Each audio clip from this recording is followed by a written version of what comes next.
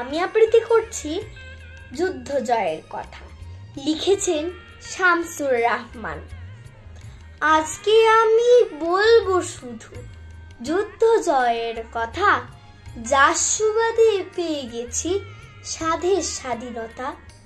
জাদু বলে নয়কো মোটে, নয়কো সহজ পথে, স্বাধীনতা এলো জানি রক্ত মাখা রথে।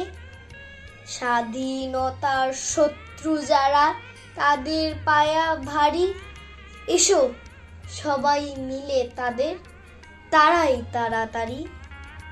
নইলে বাগান উজাড় হবে, ফুটবে না তো ফুল, এক নিমিষে বিরান হবে ক্ষীণ নদীর কুল।